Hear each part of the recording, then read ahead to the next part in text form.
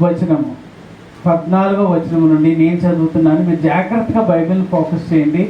జాగ్రత్త అమ్మా, చాలా జాగ్రత్త. ఎందుకంటే దేవుడు మిమ్మల్ని ఆశీర్వదిస్తాడు.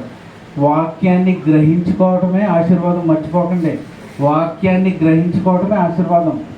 ఓకే, 14వ వచనం నుండి ధర్మశాస్త్రము ఆత్మ సంబంధమైనదని ఎరుగుదుము. అయితే నేను, అంటే పౌలు తనను తాను పెట్టుకుని రాస్తున్నాడు అక్కడ.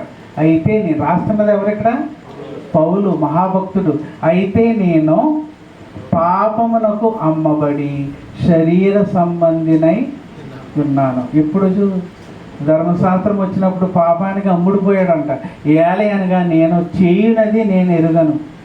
నేను చేసేస్తాను, నన్ను బాడీ చేసేస్తుంది, కానీ ఏం చేస్తుందో నేను ఎరుగును. నాకు సంబంధం లేకుండా నా శరీరం ప్రవర్తిస్తుంది అన్నాడు. నేను ఏలే అనగా నేను చేయునది నేను ఎరుగను, నేను నిశ్చయించినది చేయక ద్వేషించున్నదియే చేస్తున్నాను. ధర్మశాస్త్రం అయితే మేలు చేయమని చెప్తుంది, కానీ నా శరీరము మేలు చేయటం లేదు. నాకు ఇష్టం లేనిది నా శరీరం చేస్తుంది అని చెప్తున్నాడు. ఓకే, ఇచ్చయింపనిది నేను చేసిన ఎడల ధర్మశాస్త్రము శ్రేష్టమైనదైనట్టు ఒప్పుకొనుచున్నాను. కావున ఇకను దాని చేయనది దేని చేయనది కావున ఇకను దాని చేయనది ఏది? నాకు ఇష్టము లేని పని ఏదైతే జరుగుతుందో నా దేహంలో, అది చేయనది నాయందు.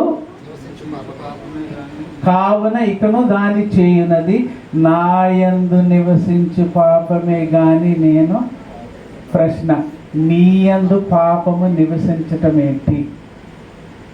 తమ్ముళ్ళు, నీయందు నివసించే పాపం ఏంటి? అంటే పాపము లోపల ఉంటుందా బయట ఉంటుందా? చెప్పండి ఇప్పుడు అస్సలు కోరుకొస్తున్నాను. పాపము లోపల ఉంటుందా బయట ఉంటుందా?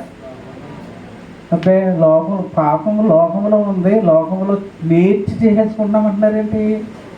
పౌలు ఏమంటున్నాడు? అలా చేస్తుంది, నా శరీరము నాకు ఇష్టం లేని పని చేస్తుంది. దేవుడు అబద్ధం ఆడొద్దు అంటున్నాడు, కానీ నా శరీరము అబద్ధం ఆడుతుంది. చేస్తున్నది నేను కాదు, నా యందు నివసించు.